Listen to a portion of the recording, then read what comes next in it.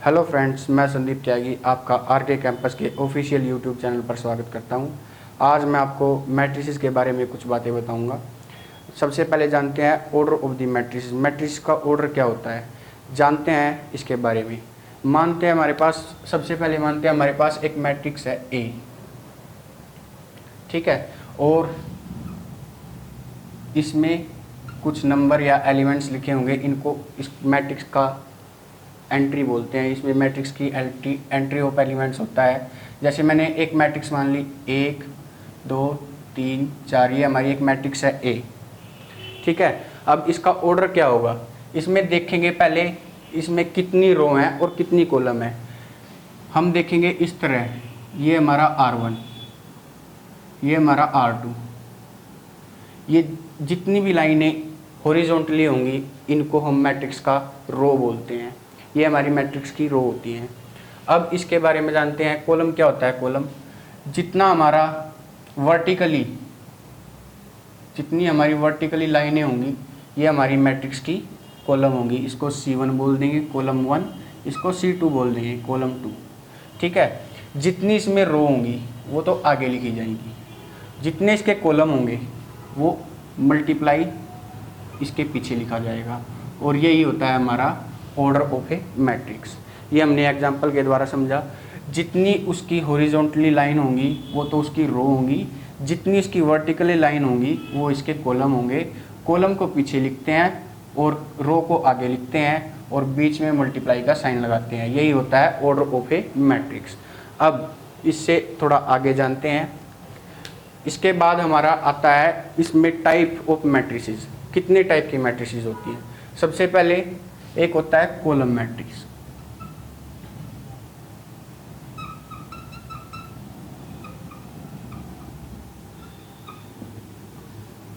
हमने मैट्रिक्स के ऑर्डर के बारे में जाना, ये हमारा ऑर्डर ऑफ द मैट्रिक्स हो गया। अब जितने रो और जितने कॉलम थे वो उसका ऑर्डर हो गया था। अब आया हमारे पास कॉलम मैट्रिक्स। कॉलम मैट्रिक्स क्या होती है, उसमें किसी भी मैट्रिक्स में रो चाहे कितनी भी हो, मैं एक मैट्रिक्स मानता हूँ, इसका नाम मैं बी रख लेता हूँ, इसको 1 2 3 4 इसमें एंट्रीज दे दी। इसमें ये रो 1 हो गया, रो 2 हो गया, ये रो 3 हो गया, ये रो 4 हो गया, ठीक है। रो चाहे कितनी हो लेकिन इसमें कॉलम आपको एक ही मिलेगा, ये आपका एक ही कॉलम मिलेगा, इसको C बोल दिया। और यही होगा हमारा कॉलम मैट्रिक्स। इसमें सिर्फ कॉलम एक ही होगा, रो चाहे बेशक से कितनी भी हो जाए, इससे ज़्यादा भी हो सकती हैं, ठीक है, इससे कम भी हो सकती हैं। उसमें कॉलम एक ही होगा, रो बेशक से कितनी हो जाए। अब इसके बाद आता है हमारा रो मैट्रिक्स। रो मैट्रिक्स किसको बोलते हैं, इसको साफ करते हैं। जैसे हमने मान लिया हमारे पास एक मैट्रिक्स है ए, एग्जाम्पल ले लिया, और उसमें कुछ एंट्रीज कर दी हमने, कुछ नंबर्स लिख दिए, जैसे 3 4 5 6। इसमें सिर्फ आपको एक, इसको बोलते हैं row matrix, ROW, row matrix. इसमें रो एक ही मिलेगी आपको, इस तरह जो हॉरिजॉन्टल लाइन है वो एक ही मिलेगी। और इसमें कॉलम कितने भी मिल सकती हैं, रो एक ही, कॉलम उससे कितने भी ज़्यादा, वो हो गई हमारी रो मैट्रिक्स। अब उसके बाद आता है हमारा स्क्वायर मैट्रिक्स। स्क्वायर मैट्रिक्स, ये टाइप ऑफ मैट्रिसेस चल रहे हैं भाई। इसके बाद आ रहा है हमारा स्क्वायर मैट्रिक्स।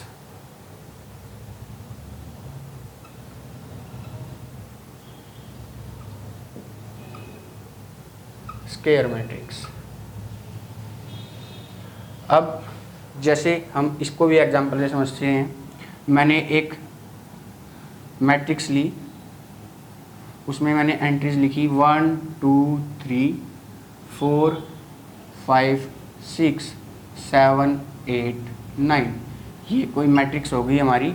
अब देखो इसमें रो कितनी है, 1 2 3, 3 रो हो गई।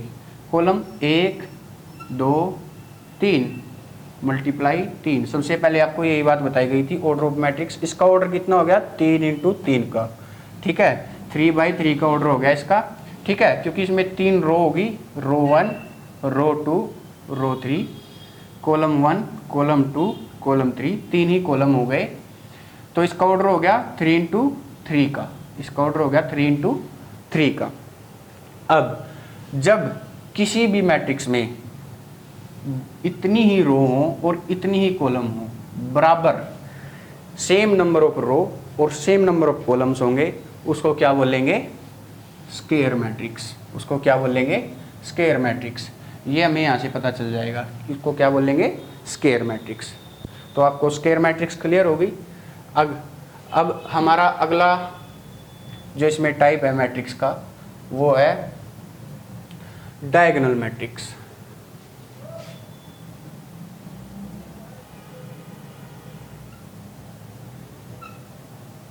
डायगोनल मैट्रिक्स, डायगोनल मैट्रिक्स क्या होती है?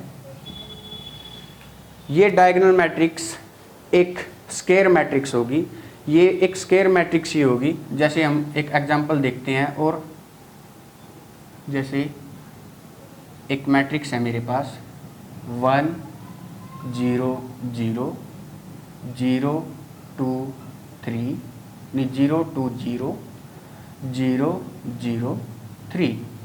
अब ऑर्डर तो हो गया इसका 3 इंटू 3 का, क्योंकि इसमें 3 रो हैं और 3 ही कॉलम हैं।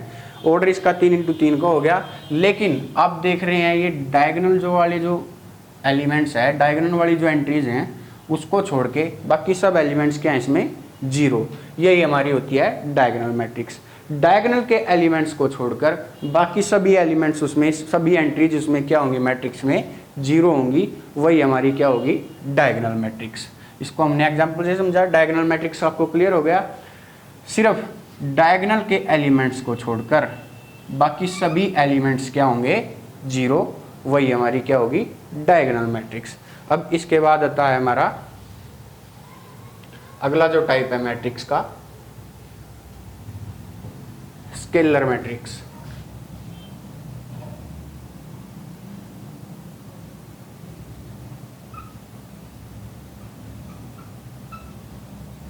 Scalar matrix. अब हम स्केलर मैट्रिक्स के बारे में जानते हैं।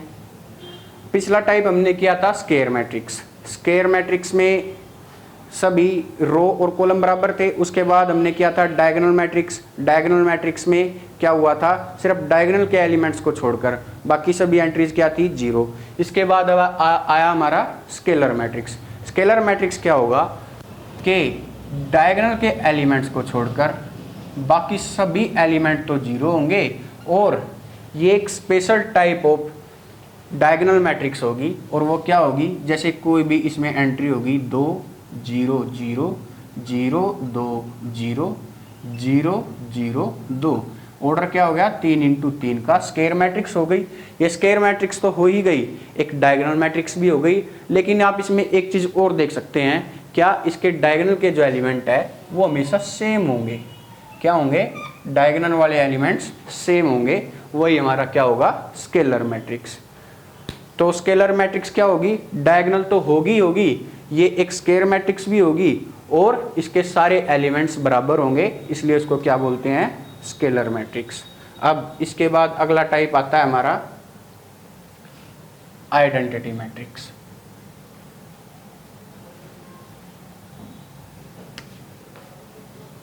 Identity matrix.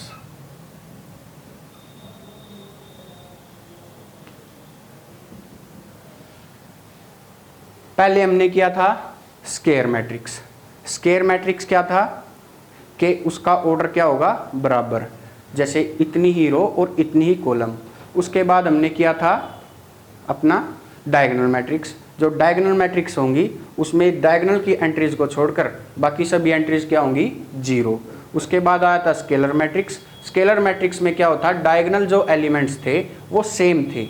अब उसके बाद आया हमारा आइडेंटिटी मैट्रिक्स। ये एक स्केलर मैट्रिक्स ही है। मान लिया मैंने इस पे, मेरे पास एक मैट्रिक्स है A, उसमें 1 0 0 0 1 0 0 0 1, ये एक मैट्रिक्स है। अब देखो ये स्केलर मैट्रिक्स तो है, लेकिन इसकी स्पेशल बात क्या है कि इसके जो डायगोनल के एलिमेंट हैं हमेशा 1 होंगे। डायगोनल के एलिमेंट 1 होंगे, बाकी सभी एंट्रीज क्या होंगी 0। तो एक स्केलर मैट्रिक्स भी बोल सकते हैं, लेकिन स्पेशल बात ये है कि 1 1 1 होंगे इसके डायगोनल के एलिमेंट, इसलिए इसको अलग नाम दिया गया है आइडेंटिटी मैट्रिक्स। आइडेंटिटी मैट्रिक्स को हम स्केयर मैट्रिक्स बोलते हैं, प्लस स्केलर मैट्रिक्स भी, डायगोनल मैट्रिक्स भी, और आइडेंटिटी तो इसका नाम रखा ही गया है क्योंकि इसके जो एलिमेंट हैं डायगोनल के वो क्या होंगे 1 1 और 1। और ऑर्डर हम इसका जानते ही हैं 3 इंटू 3 का, क्योंकि रो कितनी है 3, कॉलम कितने हैं 3। ये आपको समझ में आ गया होगा। अब इसके बाद एक स्पेशल टाइप ऑफ मैट्रिक्स और बच गई, उसको क्या बोलते हैं, अब वो टाइप आखिरी टाइप है मैट्रिक्स का, और वो होती है zero matrix.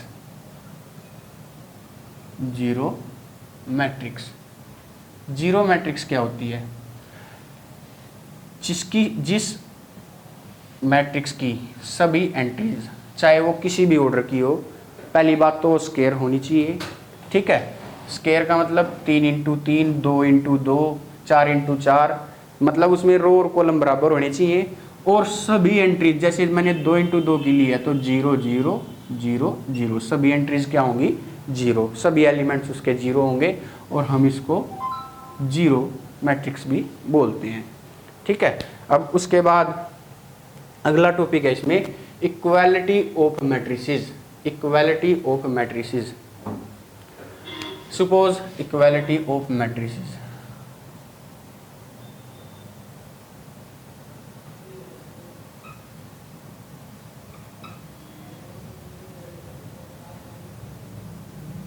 Equality of matrices का मतलब होगा कि दो मैट्रिक्स इक्वल कब होंगी। मैंने मान लिया मेरे पास एक मैट्रिक्स है ए, ठीक है, इसमें मैं एंट्रीज रखता हूँ, ये एलिमेंट A11 इसका नाम रख लिया, इसका A12, क्योंकि पहला रो पहला कॉलम, पहला रो दूसरा कॉलम। अब दूसरा रो पहला कॉलम, दूसरा रो और दूसरा कॉलम। मैंने एक स्क्वायर मैट्रिक्स मानी है 2 इंटू 2 की, और उसके एलिमेंट्स हैं ये।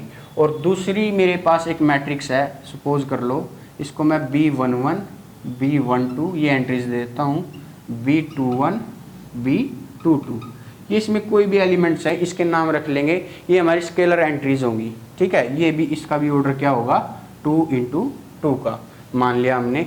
अब इक्वालिटी ऑफ मैट्रिसेस कब डिफाइन होगी, जब सबसे पहले तो इनका ऑर्डर क्या होना चाहिए बराबर। देखो ऑर्डर बराबर है ना इनका, ये 2 इंटू 2 का इसका ऑर्डर, और इसका भी ऑर्डर क्या हो गया 2 इंटू 2 का।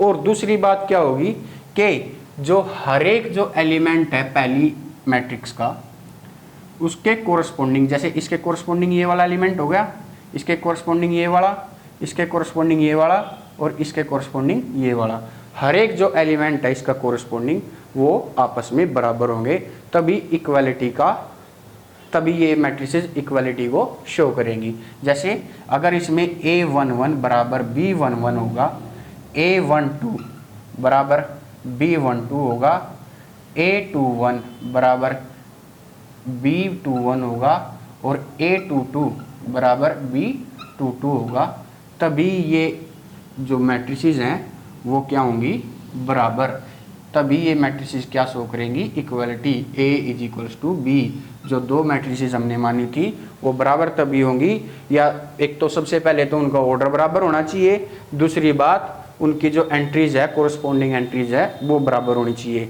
वो एक टाइप से सेम ही मैट्रिसेस हो जाएंगी। अब इसके बाद अगला टॉपिक आता है एडिशन ऑफ मैट्रिसेस। हम मैट्रिक्स को ऐड कब कर सकते हैं, एडिशन ऑफ मैट्रिसेस।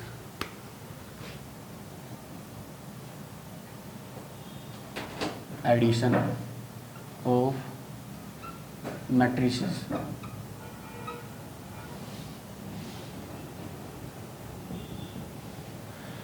सपोज करो मेरे पास एक मैट्रिक्स है A, उसकी एंट्रीज लिख लेता हूँ मैं। 2 इंटू 2 की एक मैट्रिक्स लेके चल रहा हूँ, 1 2 3 4, ठीक है, 2 इंटू 2 की एक मेरे पास मैट्रिक्स है, मान लिया सपोज कर लिया मैंने, एक ये लेट कर ली है पहली मैट्रिक्स, दूसरी लेट कर लेता हूँ B, और ये मैट्रिक्स हो गई मेरे पास 2 3 4 5। इसमें कोई दिक्कत नहीं है, इसका भी ऑर्डर क्या हो गया 2 इंटू 2 का।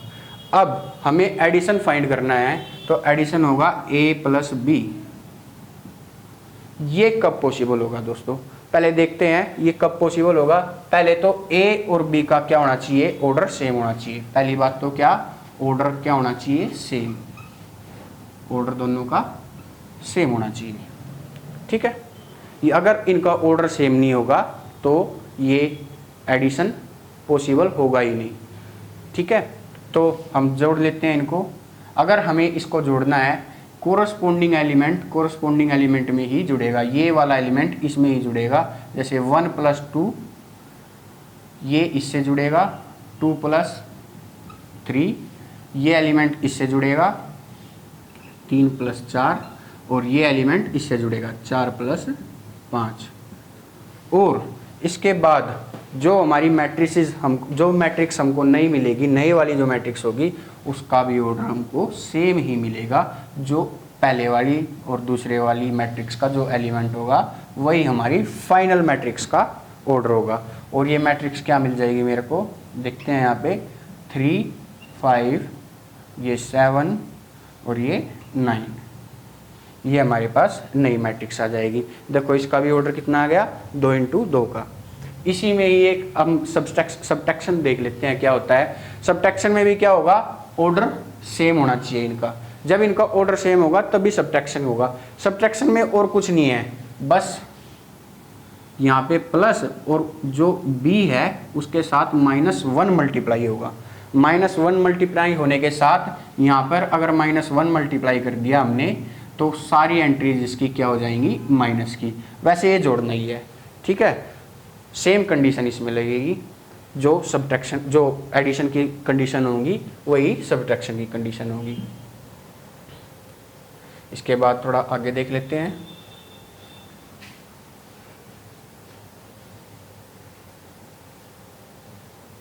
एडिशन ऑफ मैट्रिसेस में अब उसके बाद है कॉम्यूटेटिव लॉ। कॉम्यूटेटिव लॉ देख लेते हैं क्या होता है। मेरे पास एक मैट्रिक्स है, मान लिया मैंने, ये मैट्रिक्स मान ली 1 2 3 4, एक मैट्रिक्स मान ली मैंने, और दूसरी मैट्रिक्स मैंने मान ली 2 3 4 5। ऑर्डर इनका क्या होगा, इसका ऑर्डर 2 इंटू 2, क्योंकि इसकी 2 रो और 2 कॉलम। इसी तरह इसका भी ऑर्डर सेम ही है। जब इनका ऑर्डर सेम होगा तभी इनको ऐड कर सकते हैं। मैंने ए और बी को ऐड कर लिया। ऐड करने के बाद हमारे पास क्या आया, 1 प्लस 2 कितना आ गया 3, 2 प्लस 3 कितना आ गया 5, 3 प्लस 4 कितना आ गया 7 और 4 प्लस 5 कितना आ गया 9। ये मेरे पास एक नई मैट्रिक्स बन गई, इसका भी ऑर्डर यही आएगा, ठीक है। अब एक तो मैंने किया है a प्लस बी, उसके बाद मैंने क्या किया, b प्लस ए कर लिया। यहाँ पे b प्लस ए, पहले a को रखा था b में जोड़ा था, अब b को रखेंगे और a में उसको जोड़ देंगे। जोड़ते हैं, 2 जमा 1 कितना हो गया 3, 3 जमा 2 कितना हो गया 5, 4 जमा 3 कितना हो गया 7 और 5 जमा 4 कितना हो गया 9। ये हमारे पास एक और मैट्रिक्स आ गई। अब देखो a plus B, B plus A, क्या सेम मैट्रिक्स नहीं आ गई है, ठीक है। यही हमारा होता है कम्यूटेटिव लॉ।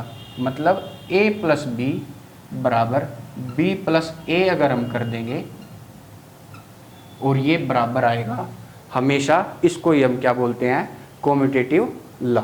अब इसके बाद आता है हमारा associative law of matrices.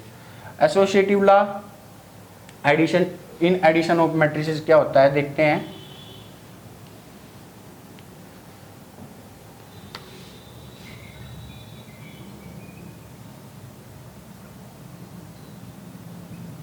Associative law, associative law,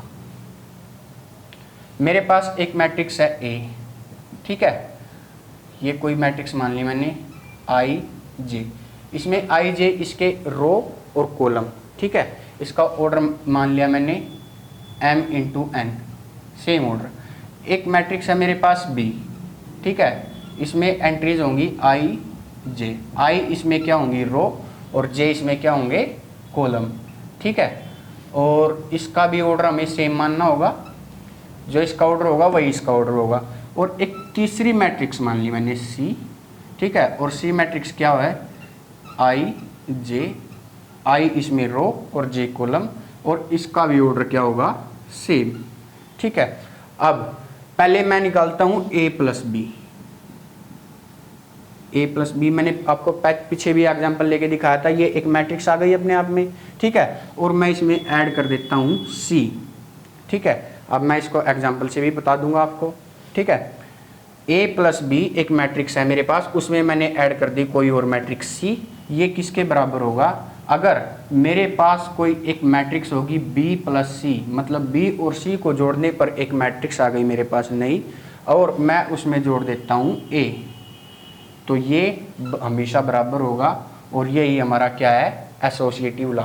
अब इसको एग्जांपल से देख लेते हैं। यहाँ पे मैंने कोई एक मैट्रिक्स मान ली ए 1 2 2 3, एक मैट्रिक्स मान ली मैंने बी, ये क्या हो गया 2 3 3 4, और एक मैट्रिक्स मान ली मैंने सी, एक मैट्रिक्स सी मान ली, और ये क्या है 3 4 4 5।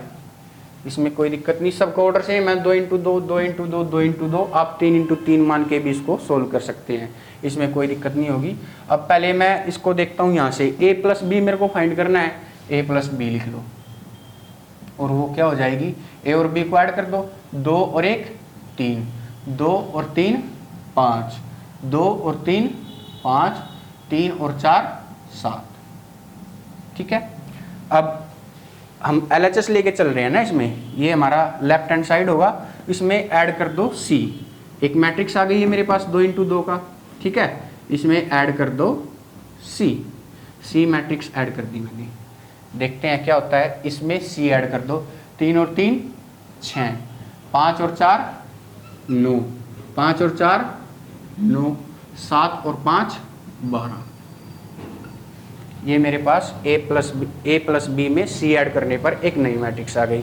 अब उसके बाद देखते हैं इसको, इसके बाद इसमें क्या होगा, राइट हैंड साइड लेके चलते हैं। पहले मैंने फाइंड कर लिया b प्लस सी, एक नई मैट्रिक्स आ जाएगी।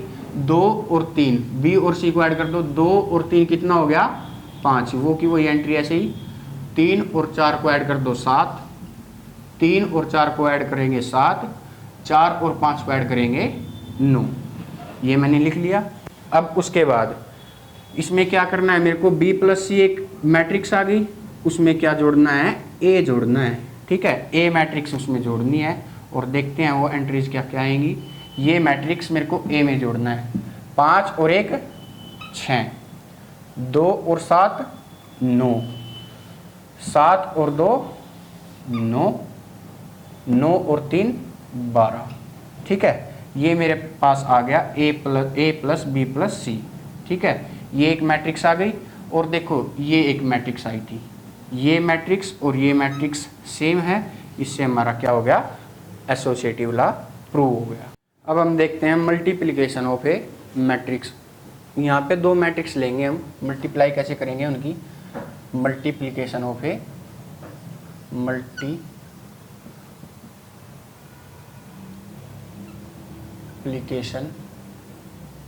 Of matrices.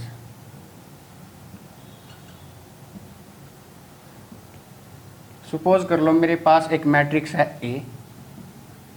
ठीक है, मैंने इसमें एलिमेंट्स ले लिए 1 2 2 3। ठीक है, एक मेरे पास मैट्रिक्स है B, उसमें मेरे पास एलिमेंट है 2 3 3 4। ठीक है, अब दोस्तों ये बताते हैं पहले मल्टीप्लाई कब पॉसिबल होगी दो मैट्रिक्स की। दो मैट्रिक्स ले ली मैंने, ये पहली बात तो क्या, इनका ऑर्डर देखेंगे, 2 इंटू 2 का है, इसमें 2 रो 2 कॉलम, इसमें भी क्या है 2 रो और 2 कॉलम। तो मैं देखूंगा जो पहले वाली मैट्रिक्स है, अगर मेरे को क्या निकालना है A इंटू बी, अगर मेरे को A इंटू बी निकालना है तो पहले वाली मैट्रिक्स के क्या देखूंगा, कॉलम, इसके कॉलम क्या है 2। ठीक है, और दूसरे वाली मैट्रिक्स का रो, ये क्या होने चाहिए, बराबर होने चाहिए, तभी मल्टीप्लाई पॉसिबल है। ठीक है, तो इसके रो और इसके कॉलम और इसके रो क्या हो गए, बराबर हो गए, तो मल्टीप्लाई पॉसिबल है। तो मल्टीप्लाई कैसे करेंगे देखते हैं। पहली बात हमें ऑर्डर की ध्यान रखनी है, और मल्टीप्लाई कैसे करते हैं, इसके रो लेंगे, पहली बात तो इसका रो लेंगे और इसके कॉलम लेंगे। पहला एलिमेंट कैसे निकाल लेंगे, इसको मल्टीप्लाई करेंगे इससे, 2 इंटू 1 2 हो गया, और 2 इंटू 3 इसके अगले वाले एलिमेंट को इसके अगले वाले एलिमेंट से मल्टीप्लाई करेंगे और कितना हो गया 2 इंटू 3 6 हो गया और बीच में प्लस करेंगे। ये मेरा पहला एलिमेंट आ गया। अब दूसरा एलिमेंट कैसे निकालेंगे, रो तो यही रखेंगे। अगर मेरे को ये वाला एलिमेंट निकालना है रो तो यही रखेंगे, कॉलम अगले वाला आ जाएगा और वो क्या होगा 1 इंटू 3 कितना हो गया 3 और 2 इंटू 4 कितना हो गया प्लस लगा के 2 इंटू 4 कितना हो गया 8। ठीक है, अब मेरे पास पहली रो बन गई a इंटू बी की। अब दूसरी रो कैसे बनाएंगे, इसका सेकंड रो और इसका पहला कॉलम, तो 2 इंटू 2 कितना हो गया 4 जमा इसकी रो का इसका सेकंड एलिमेंट कॉलम का, तो 3 इंटू 3 कितना हो गया 9। इसी तरह ये वाला एलिमेंट कैसे निकालेंगे, रो तो यही रखेंगे, कॉलम अगले वाला हो जाएगा। 2 इंटू 3 कितना हो गया 6 प्लस 3 इंटू 4 कितना हो गया 12। ठीक है, तो मेरे पास जो नई मैट्रिक्स आ गई वो क्या आ गई 2 + 6 8, 8 + 3 11 और 4 + 9 कितना हो गया 13, 6 + 12 कितना हो गया 18। ठीक है, मेरे पास एक नई मैट्रिक्स आ गई। और एक मजे की बात क्या है कि जो नई वाली जो मैट्रिक्स होगा उसका ऑर्डर हमेशा क्या होगा, इसकी रो और दूसरे वाली के क्या कॉलम, इसकी रो और दूसरे वाली के क्या कॉलम, यही क्या होंगे नई वाली मैट्रिक्स का ऑर्डर। तो इसमें कितनी रो हैं 2 लिख दो और इसके कितने कॉलम हैं 2। तो नई वाली मैट्रिक्स का ऑर्डर क्या हो गया 2 इंटू 2 का, और वही हमारा ऑर्डर है। इसी इंटू ए क्या हो गया, इसका रो और इसका कॉलम 2 इंटू 1 2 प्लस 3 इंटू 2 6। अब अगले वाला एलिमेंट रो यही रखेंगे, कॉलम अगले वाला 2 इंटू 2 4 हो गया प्लस 3 इंटू 3 9 हो गया। ठीक है, अब 3 इंटू 2, अब मेरे को ये वाली रो फाइंड करनी है तो इसकी रो बदल जाएगी, ये वाली रो हो जाएगी 3 इंटू 1 कितना हो गया 3 प्लस 4 इंटू 2 कितना हो गया 8। अब अगले वाला एलिमेंट कैसे देखेंगे, 3 इंटू 2 कितना हो गया 6 प्लस 4 इंटू 3 कितना हो गया 12, 4 इंटू 3 12। तो नई मैट्रिक्स क्या आ गई 8 13 और ये 11 और ये 18। इसका ऑर्डर भी कितना आएगा 2 इंटू 2 का, क्योंकि पहले वाली मैट्रिक्स की रो 2 हैं और दूसरे वाली मैट्रिक्स के कॉलम कितने हैं 2, तो यही इसका क्या हो जाएगा ऑर्डर। और हाँ, इससे एक बात और पता चली, जो मेरे पास a इंटू बी आई है और b इंटू ए आई है वो क्या है a into B is not equal to b into A. ये ऑलवेज इक्वल नहीं होंगे, कभी कभी इक्वल हो सकते हैं, हमेशा इक्वल नहीं होंगे। ये इसकी मल्टीप्लाई की प्रॉपर्टी है। अब दोस्तों इसमें देख लेते हैं एसोसिएटिव लॉ। मल्टीप्लाई करने के बाद मैंने आपको मल्टीप्लाई करना सिखा दिया। अब उसके बाद मल्टीप्लिकेशन में प्रॉपर्टीज होती है मैट्रिक्स की, और पहली प्रॉपर्टी इसकी एसोसिएटिव लॉ। एसोसिएटिव लॉ देखते हैं दोस्तों। एसोसिएटिव लॉ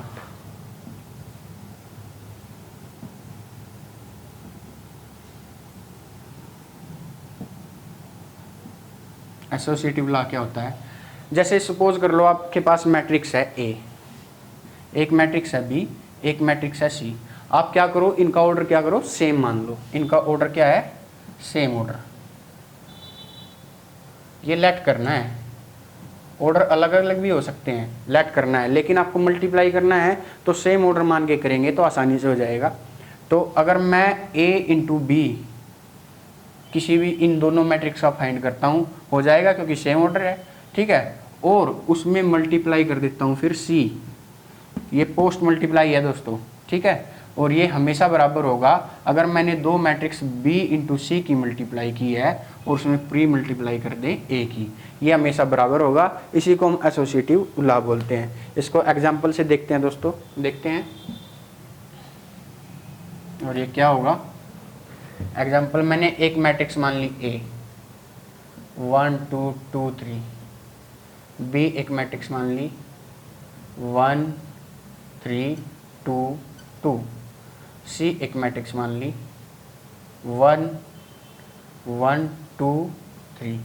हो सकती हैं अलग अलग मैट्रिक्स। अब ऑर्डर मैंने इनका सेम मानना है, तो पहले मैं A इंटू बी फाइंड करता हूँ, और वो क्या हो जाएगा, इसकी रो इसका कॉलम, 1 इंटू 1 कितना हो गया 1, 2 इंटू 2 प्लस 4, ठीक है।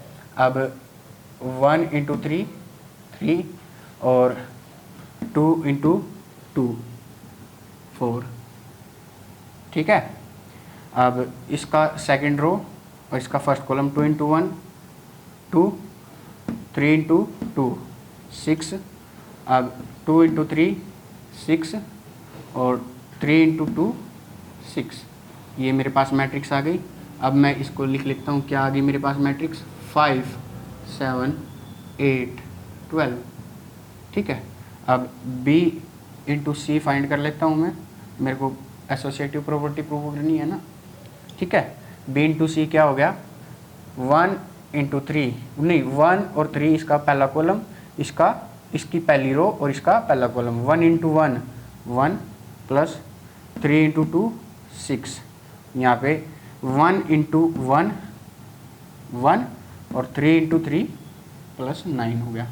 अच्छा, 2 इंटू 1 कितना हो गया 2, 2 इंटू 2 4, यहाँ पे 2 इंटू 1 2 प्लस 2 इंटू 3 6, मेरे पास B इंटू सी आ गया 7 10 6 8, ये मेरे पास B इंटू सी आ गया, ठीक है।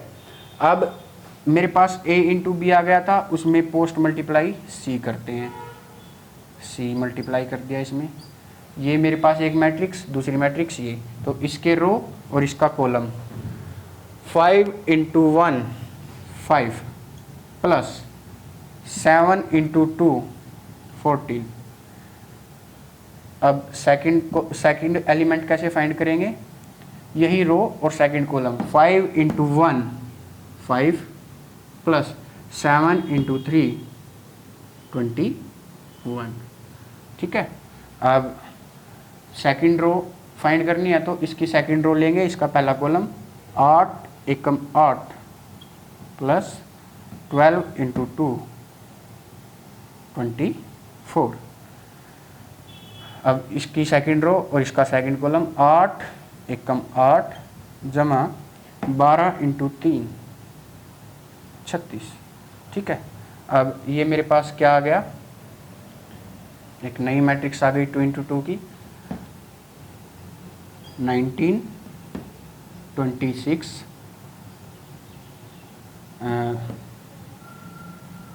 32 और 44, ये मेरे पास ए बी एक मैट्रिक्स आई थी, उसमें क्या मल्टीप्लाई करा, सी मल्टीप्लाई करा। अब मेरे पास बी सी तो है, उसमें प्री मल्टीप्लाई ऑफ ए कर लेते हैं बी सी, और ये क्या आएगा दोस्तों, देखते हैं। बी सी ए था और ए था, मतलब पहली मैट्रिक्स ये है, तो इसका रो और इसका कॉलम 1 इंटू 7 7 हो गया, जमा 2 इंटू 6 12 हो गया। दूसरा एलिमेंट कैसे निकालेंगे, 1 इंटू 10 10 हो गया, जमा 2 इंटू 8 16 हो गया। अब उसके बाद इसकी सेकंड रो लेंगे, 2 इंटू 7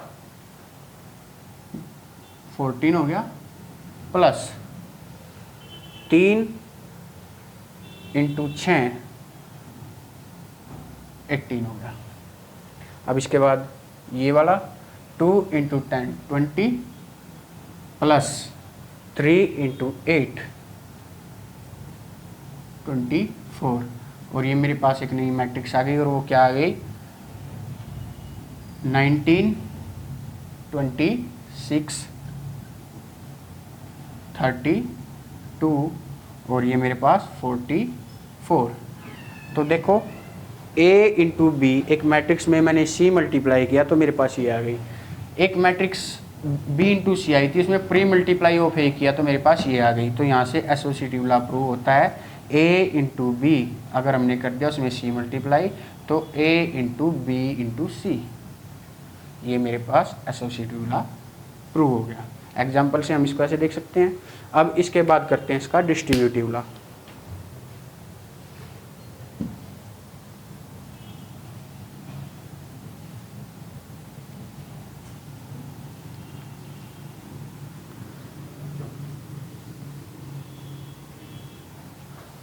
अब इसका डिस्ट्रीब्यूटिव लॉ देखते हैं। डिस्ट्रीब्यूटिव लॉ क्या होता है?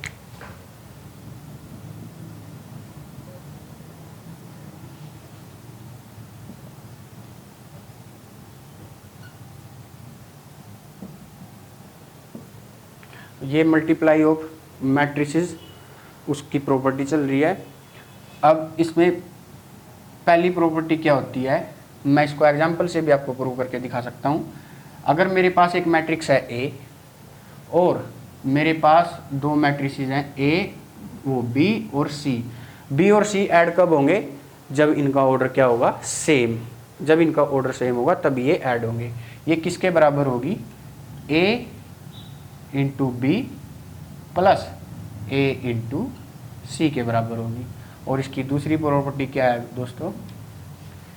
ए प्लस बी मल्टीप्लाई सी। तो ये क्या होगा?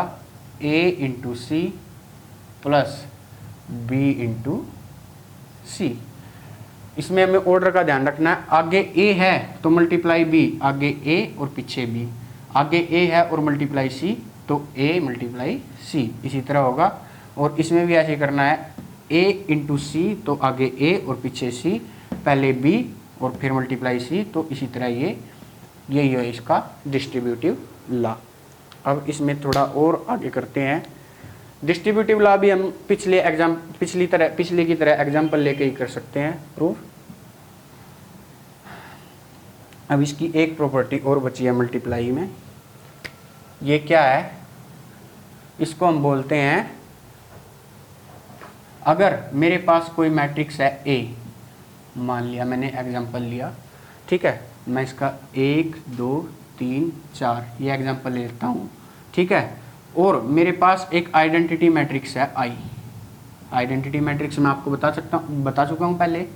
और अगर इसका ऑर्डर इतना है तो इसको भी इतने ही ऑर्डर की लो, 1 0 0 1, ठीक है। इसका ऑर्डर 2 × 2 का है तो ये भी 2 × 2 का लो, ठीक है। अब मैं इसको मल्टीप्लाई कर देता हूँ, a इंटू आई, ए आई हो गया, ठीक है। और ये मल्टीप्लाई इसकी रो इसका कॉलम, मैंने आपको बताया था 1 × 1 1, 2 × 0 प्लस 0, 1 × 0 0 1 और 2 × 1 प्लस 2, ठीक है। अब इसका सेकंड रो लो और इसके कॉलम 3 × 1 3 प्लस 4 × 0 0, 3 × 0 0 प्लस 4 × 1 4। ये क्या आ गया दोस्तों? देखो 1 2 3 4, ये हमारी क्या आ गई? इक्वल्स टू ए के बराबर आ गई, ठीक है। अब मैं इसको एक चीज़ और बताता हूँ आपको। अगर ये तो हमने ए को प्री मल्टीप्लाई किया था, अगर हम इसमें पोस्ट मल्टीप्लाई भी कर देते हैं, एक ही आई ए भी कर लेते हैं, तो भी ये देखते हैं क्या आता है। ये 1, अब इसके रो और इसके कॉलम 1 × 1 1 हो गया, ठीक है, प्लस 0 × 3 0 हो गया। अब 1 × 2 2 प्लस 0 × 4 0 हो गया। ये सेकंड रो लेंगे, 0 × 1 0 हो गया, प्लस 1 × 3 3 हो गया। अब 0 × 2 0 हो गया, प्लस 1 × 4 4 हो गया। अब ये भी देखते हैं क्या आता है, 1 2 3 4, ये भी मेरा किसके बराबर आया? ए के बराबर आया।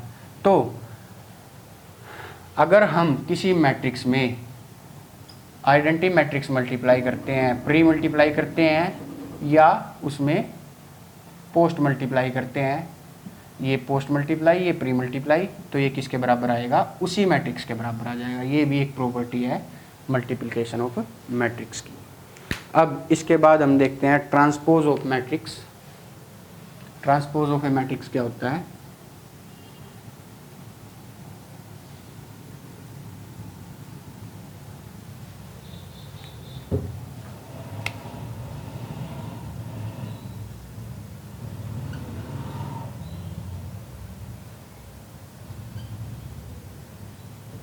Transpose of A matrix.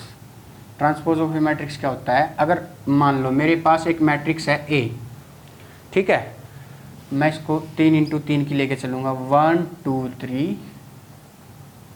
2 2 3 4 4 5 6। इसका 3 इंटू 3 का ऑर्डर हो गया, क्योंकि 3 रो और 3 ही इसमें क्या हो गए? कॉलम हो गए। ठीक है, अब ट्रांसपोज ऑफ ए मैट्रिक्स क्या होता है? इसको हम पहले इसको डिनोट कैसे करते हैं वो देख लेते हैं। या तो इसके पास इसके ऊपर लगा होगा डैश, या कहीं पे लिखा होगा ए के ऊपर टी, ये बराबर क्या होगा? के। इसकी जो रो है उनको तो कॉलम बना दो, और कॉलम को क्या बना दो? रो बना दो। जैसे ये रो है, इसको कॉलम बना दो 1 2 3। अब दूसरी रो को दूसरा कॉलम बना दो 2 इंटू 2 3 4। अब इस रो को तीसरा कॉलम बना दो 4 5 और 6। देखो दोस्तों, अब इसके ये वाला कॉलम ये वाली रो बन गई, ये वाला कॉलम ये वाली रो, और ये वाला कॉलम ये वाली रो। कॉलम को रो में और रो को कॉलम में चेंज करना, यही क्या होता है? Transpose of A matrix. ठीक है, मैंने एग्जांपल से समझ लिया। अब इसकी प्रॉपर्टीज़ क्या होती हैं, मैं आपको प्रॉपर्टीज़ बता देता हूँ। अगर जैसे मेरे पास ये मैट्रिक्स थी ए, अगर मैं इसका ट्रांसपोज कर देता हूँ, मेरे पास ये आ गया। अब इस मैट्रिक्स का ट्रांसपोज का भी एक बार और ट्रांसपोज कर दूंगा, तो मेरे पास क्या आ जाएगा? ए आ जाएगा। देखो, मैंने ए का ट्रांसपोज किया था तो ये आया था। अब मैं ए ट्रांसपोज का क्या कर देता हूँ? ट्रांसपोज, मतलब इसकी रो को इसके कॉलम में चेंज कर देता हूँ। क्या आ जाएगा? 1 2 3 2 3 4 4 5 6। आप करके देख लेना, यही आएगा। तो इसकी एक प्रॉपर्टी तो ये हो गई। इसकी दूसरी प्रॉपर्टी क्या होगी?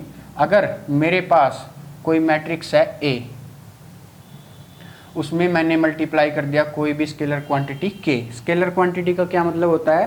कि कोई भी कांस्टेंट नंबर उसमें मल्टीप्लाई कर दिया, और फिर मैंने उसका क्या कर दिया? ट्रांसपोज। तो हम क्या कर सकते हैं? के इंटू ए का ट्रांसपोज उसको लिख सकते हैं। जैसे मैं इसमें ही एग्जांपल देख लेता हूँ। अगर मैंने 2 इंटू 2 का एक मैट्रिक्स लिया, मैं दूसरा एग्जांपल लेता हूँ यहाँ पे, जिससे आपको जल्दी समझ में आ जाएगा। जैसे मैंने एक मैट्रिक्स ले ली ए, और उसका ऑर्डर मैंने 2 इंटू 2 का ले लिया, 1 2 3 और 4। 2 इंटू 2 की ऑर्डर की एक मैट्रिक्स ले ली। अब इसमें मैंने एक स्केलर क्वांटिटी कोई भी 5 मल्टीप्लाई कर दिया, तो मैंने 5a लिख दिया। तो मैं इसको क्या करूँगा? इसमें सभी जगह 5 मल्टीप्लाई हो जाएगा, 5 10 15 और 20, ये आ गया मेरे पास। ठीक है, अब मैं इसका ट्रांसपोज करता हूँ, तो 5 इंटू ए का ट्रांसपोज कर देते हैं। क्या होता है? 5 10 15 20, ये हो गया मेरे पास। ठीक है, अब मैं इसमें से 5 कॉमन ले सकता हूँ। इसको मैं क्या लिख सकता हूँ? 5 इंटू ए का ट्रांसपोज। देखो, मैं इसमें से क्या कॉमन ले सकता हूँ? इस रो में से या इस कॉलम में से, सब में से क्या 5 कॉमन ले लिया मैंने, और ये फिर क्या हो गया? 1 3 2 और 4। तो ये वाली प्रॉपर्टी इसको प्रूव करती है। अब इसकी तीसरी प्रॉपर्टी क्या है? मेरे पास कोई मैट्रिक्स है, ए, और एक मैट्रिक्स है मेरे पास बी, उनका क्या कर दिया? ट्रांसपोज। तो ए ट्रांसपोज, हम इनको अलग अलग भी लिख सकते हैं, ए का ट्रांसपोज प्लस बी का ट्रांसपोज। एग्जाम्पल से भी हम इसको प्रूव कर सकते हैं। अब मेरे पास एक और प्रॉपर्टी है इसकी, और वो क्या है? अगर a मल्टीप्लाई बी इसका ट्रांसपोज हुआ है, तब ये खुलेगी बी ट्रांसपोज ए ट्रांसपोज में। ठीक है दोस्तों, तो इसी तरह ये होगा। अब मैं इसमें आपको थोड़ा और बताता हूँ।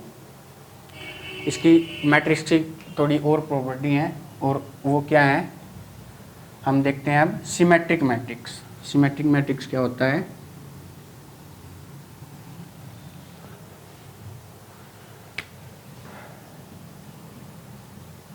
Symmetric matrix.